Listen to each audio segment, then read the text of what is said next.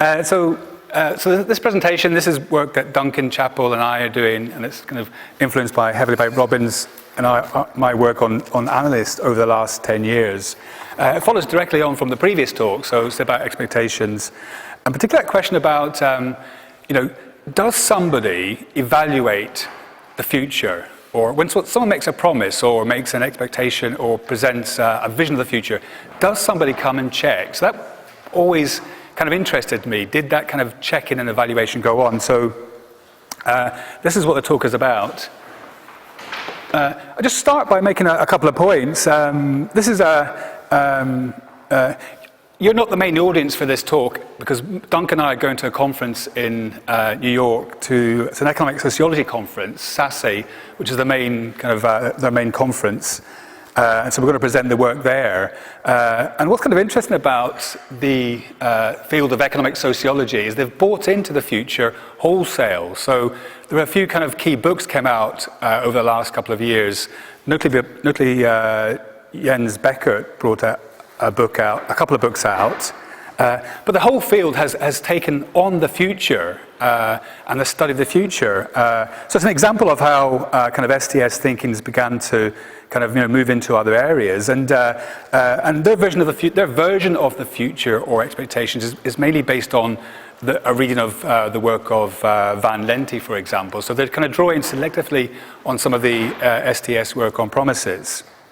But it's interesting. So I read the Beckert book, and so my take or my talk is a kind of response to his work and to that field, and so it's kind of begun to become quite popular in economic sociology, but also more generally within the kind of management field. So I'm in a business school, so Duncan and I are in a business school, and so we're kind of interested how people in business schools are now interested in a kind of serious way about the future as something which is shaping activity.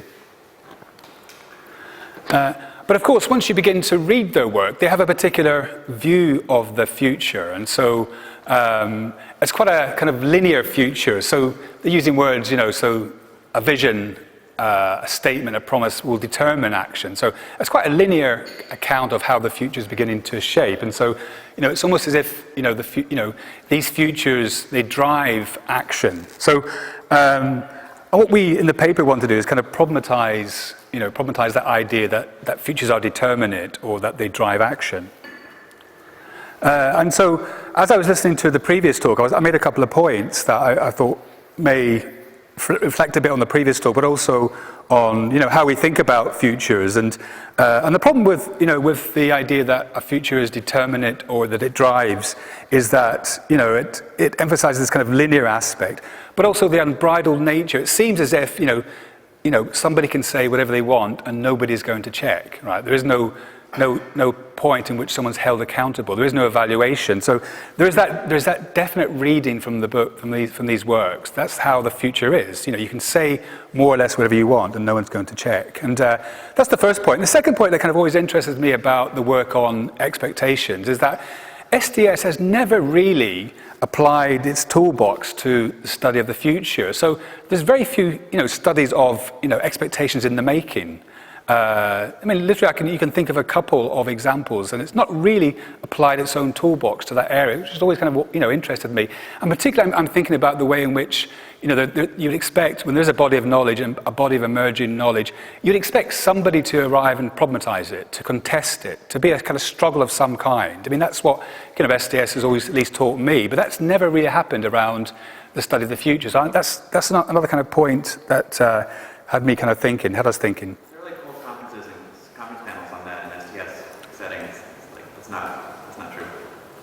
Well, okay. Yeah, okay. Okay.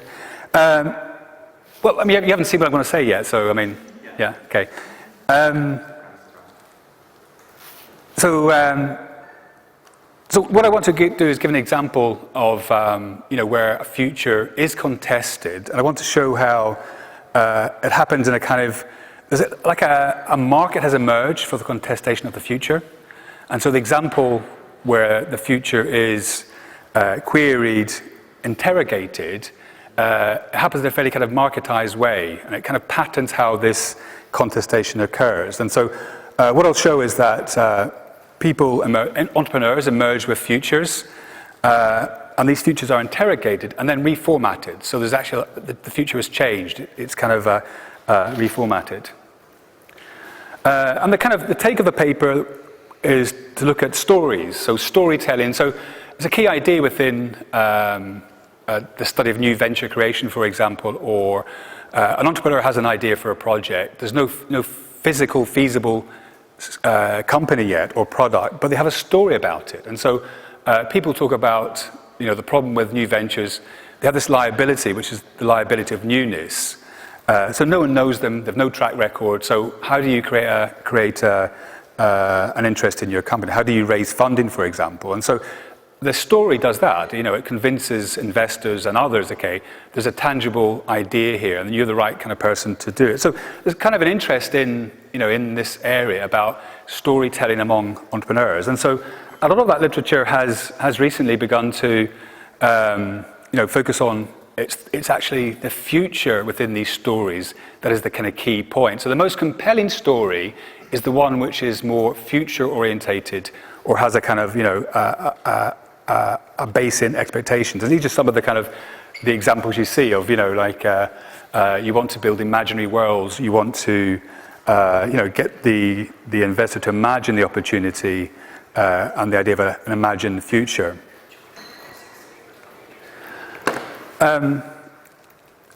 So if you read through the literature on the stories, okay, it's rare you hear a discussion. People talk about credibility a little bit. So you see the word credibility, legitimacy, for example, and it's kind of alluded to that, if the story turns out not to be true, okay, it could affect the success of the company. So it's there. So there's an interest in, what happens to the story. Is the entrepreneur credible?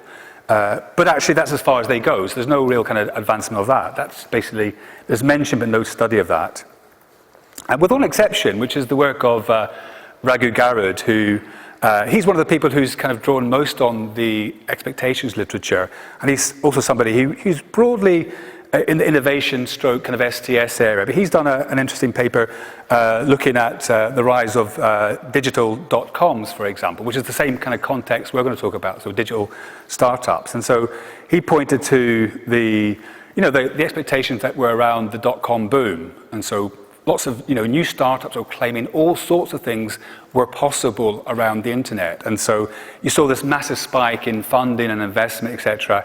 And he points to how suddenly it kind of, there was like a jolt and it collapsed. The whole kind of, the interest in these kinds of digital startups collapsed almost overnight. Okay, and so they lost all credibility. So his idea of the future is that it kind of builds and builds and builds, and suddenly there's a kind of jolt and it collapses. So that's how he theorized it. But those kind of jolts, they're really interesting, but they're very rare. So most innovation is not like that, okay? It's kind of continuous, everyday, incremental. So this is a very rare phenomena. So what happens, every single day? And so, thinking about, Robin and I, when we did earlier work on expectations, we thought about accountability as a kind of an idea, and it, we talked a little bit about it, but we didn't really kind of develop it. So, in this paper, Duncan and I, we started to read the work of accountants. Okay, so the accountants are really interesting. You had Paolo yesterday, but accountants were some of the. This is a book I read when I was doing my PhD. But the accountants were some of the first people to operationalize A&T or to try and employ kind of more micro-sociological approaches to understand accountability. So how people were held to account. And so the work of Roland Munro, for example, which is kind of his work based on kind of Garfinkel, talked about the way in which it's a process. You could be held to account, and the member of an organization is always looking to align their identity around kind of the dominant account, and things are kind of made to line up. So the way they talk about accountability is a process of alignment. So people are always trying to align with more dominant kinds of narratives.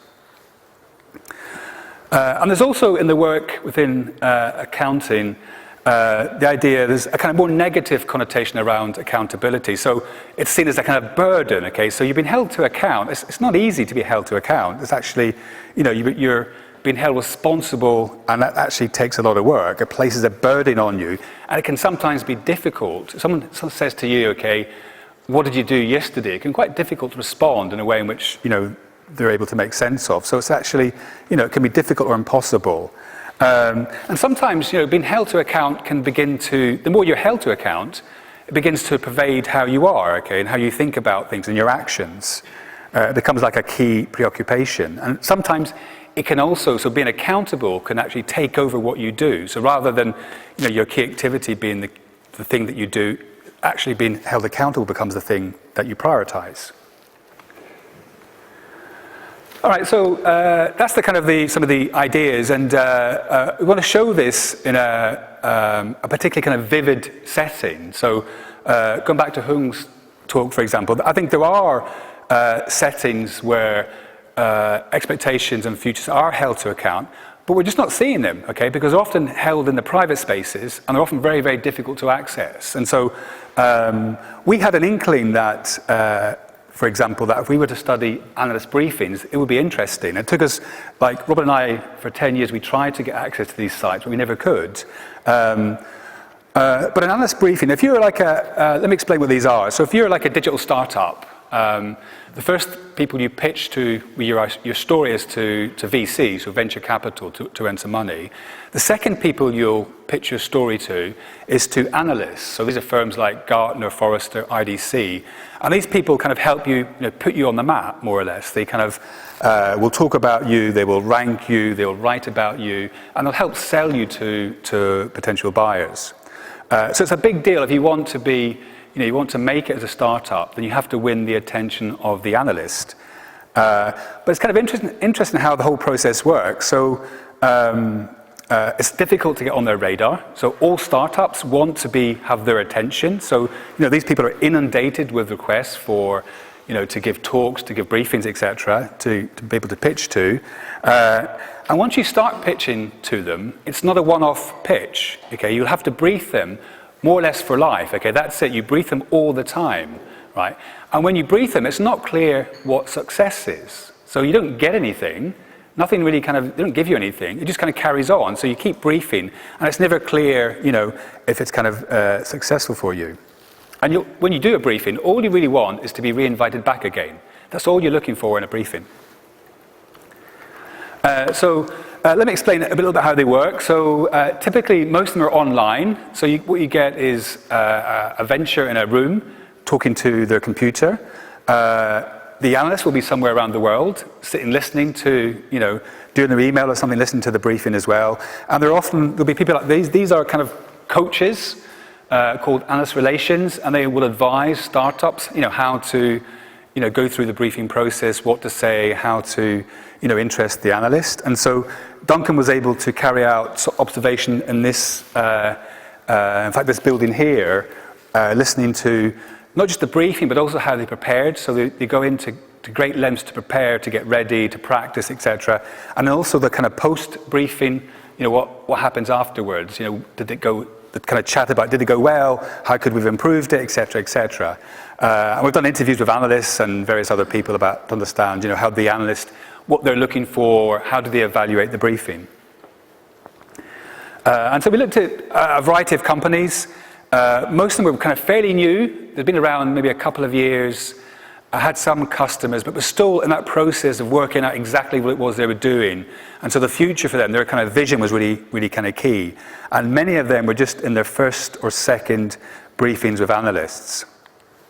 So I'm going to go through it's like a process story, tell you the process of how the briefing works, and starting with the entrepreneur. So they typically start with a story, right? And it's often future-orientated. So they're all going to make a new kind of iTunes-like app store for some particular area.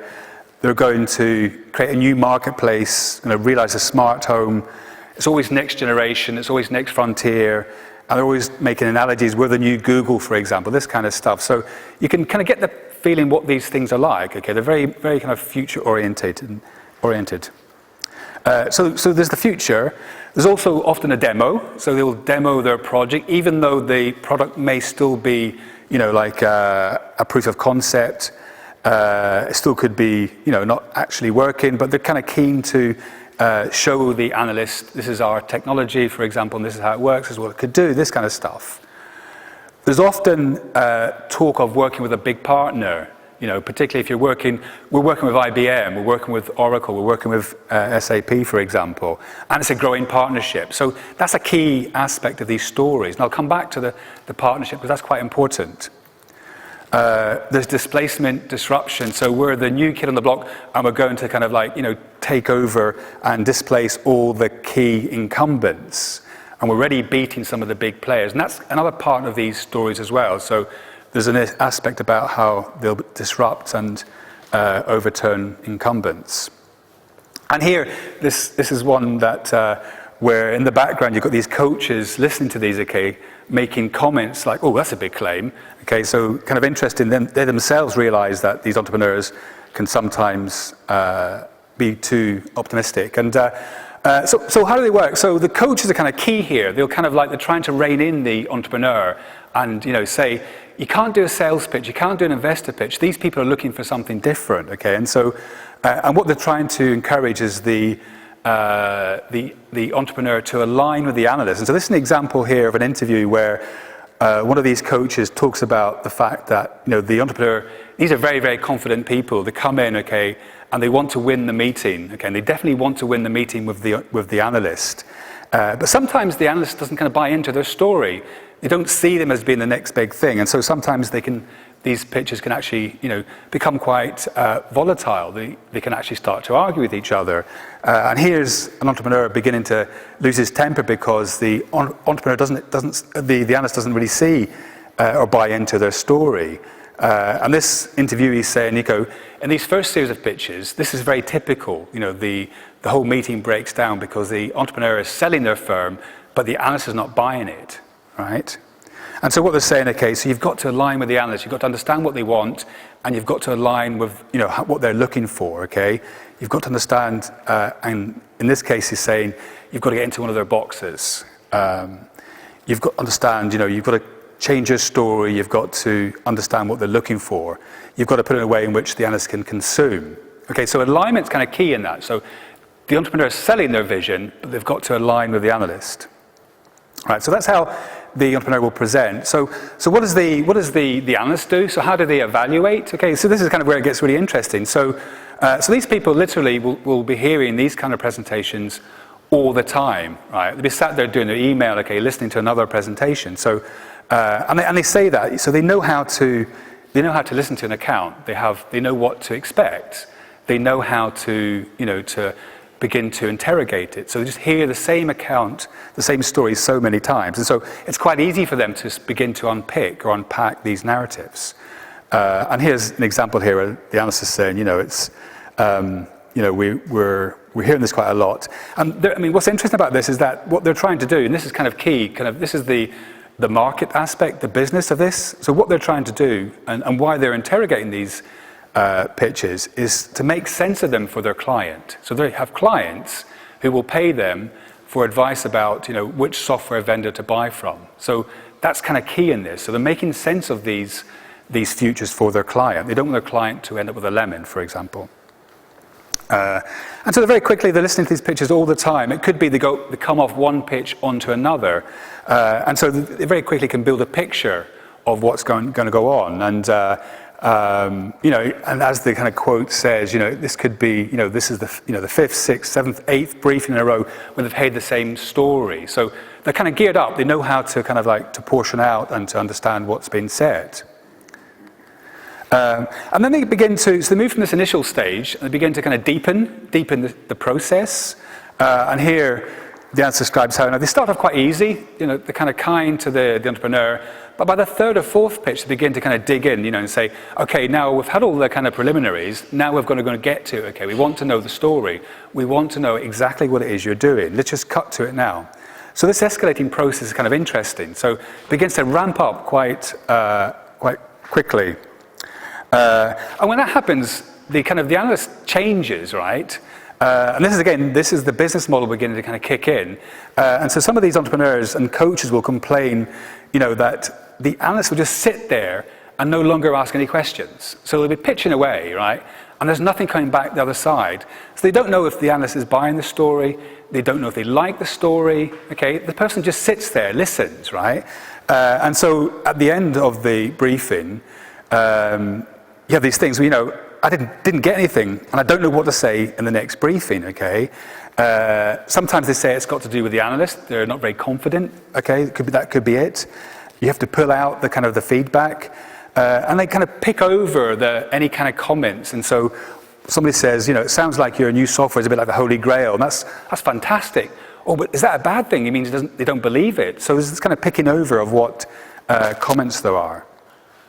Now, the feedback itself is actually interesting because that's sold. Okay, so they're told not to give feedback because they sell that. So feedback is sold in a different kind of briefing. So if you want to have feedback and interaction, well, that's a different kind of briefing. You've got to pay for that. So they're actually, the market comes in. Okay, they can't give feedback. They can't comment on what they're being told. And when you listen to these kind of presentations, the analyst will tell you about how, because if you're pitching all the time as an entrepreneur, you get quite good at them. And this is an example where the analyst talks about kind of some of the materiality of the pitch. He says that sometimes the entrepreneur will be quite good and they'll find ways to draw the analyst out to give feedback. And what they do, and he calls this the card trick. So they'll go through the slide deck really, really quickly in about 5 minutes, okay? 1, 2, 3, 4, 5, okay? And the analyst is saying, okay, that's great, but could you go back to slide 14, okay? So at that point, the entrepreneur knows, okay, slide 14 is what interests the analyst, okay? So there's these kind of mechanisms to kind of draw out these people and to get to know what they're thinking about your future. Okay, so there's this escalating process, and then they begin to interrogate, okay, begin to kind of really drill down into what's been said. And they often do it in a moral way, okay? So they talk about, we want to get to the truth. Okay, so they mention that quite a lot. So we're looking to get the truth. And these people, they're all lying to us, okay? That's what they think. So that's what they say, they're lying to us. These entrepreneurs are lying to us. So we've got to get behind these lies and find out, what's really going on. So there's very much a kind of a moral aspect to these pitches as well. And they have these kind of interesting devices of interrogation. And so a number of different things they can do to get behind the story. And they talk about, or they'll do these, like mini ethnographies. So they'll actually go out and go to events of the ventures they're evaluating and ask their customers or their partners, what's it like working with such and such? Did they really do that? Have they got that? So they actually go out and check, like a little mini ethnography. And so they'll look to manufacture these occasions where they can kind of get behind the story and talk to some of the players. And another thing they do is that they go back over a testimony. Okay, so we began to think about these stories as like testimony in a court case. And we adopted that language after reading Mike Lynch's book on his discussion of court cases, in the sense that there's an account given, they will scrutinize it, listen to it, make notes, and then come back and check later on. Maybe a few months later on, they'll come back and ask again about the same account. And this is an example of how this kind of testimony works. So here's somebody saying that a startup had done really well with Forrester, who are one of the main analyst firms, and they ranked them on one of their main rankings. And the reason they ranked them because they had this fabulous partnership with a really kind of like top big vendor. And so therefore the analysts thought they were doing really well, okay? So of course the analyst does this little mini ethnography. They go to the big vendor and say, I hear you're working with such and such, small vendor, okay? How's it going? And the firm hasn't even heard of them, okay? So they don't know who they are, they haven't heard of them, okay? So this testimony is returned to in a later pitch, and it kind of goes like this. So this is the coach saying, he tried to kind of brush it off, saying, well, who are you talking to? It's a big firm, so you're obviously not talking to the right people. Okay, so they tried to kind of brush it off, right? But the analysts, they don't give up on it. They persist with this. So in a later briefing, okay, they come back, and the first thing they say, I'm kind of curious, you have this partnership with this big vendor. Can you talk us through how it works? Okay, and of course, in the meantime, what the firm, they're smart, they're being coached. Okay, they've begun to change their story, and part of that, they've gone out and established this relationship with the big vendor. And I've got a working partnership, which is made visible, and they're doing kind of joint events together now. So they've actually, changed what they do. They've actually begun to work with this vendor. And here's the pitch where they explain this to the analysts about, well, okay, now we're doing joint events together, et cetera, et cetera. We're on their kind of their advertising material, and now they're publicly talking about us as a partner. So they've adjusted their story, and they've also, changed what they do. They've actually physically changed what their business is by actually beginning to build this more visible partnership. So I mean that's the story, the process of how it kind of works, and so what our kind of discussion points are, our conclusions are, is that so obviously these stories are shaped by the future. Okay, the future is important, but also accountability now is shaping the story as well. So these people are being held to account, and it is changing, what they're able to say. So accountability is also a feature shaping, the story, and of course the venture itself, and what their actions are. So the role of accountability is quite pertinent in these stories, particularly within the kind of digital sphere. That's probably our key point. And what we show, so the literature alludes to the fact that these stories, they have to be credible, you have to align an audience, etc. And there can be some replotting as a story evolves. What we're able to show is actually, the process by which that happens, how a story starts off, and there is an evaluation, the different stages of the evaluation, and then this story is kind of changed, okay? It becomes a different kind of story as these people are held to account for it. So clearly what our messages are, okay, so it's clear that futures are important, but they're not determining, they're not driving, okay, because they've been, as you've seen, they've been reformatted, they've been held up and changed. And it's this is a kind of story of a future in the making, in a sense. You can see the nitty-gritty, the places and points where people are probed and questioned about their futures.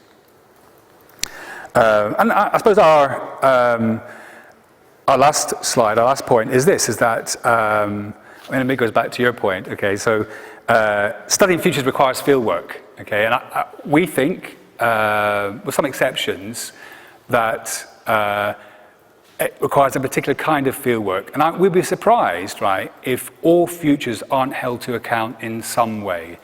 Okay, we'll be surprised. And I think, going back to your point about the ecologies, it's clear that futures are made for different audiences, but it would be unusual for a body of knowledge as important as a future not to be quizzed by somebody. Okay, and it's either that we're not finding these spaces, or we don't have the tools how to spot where they are. I'll finish there.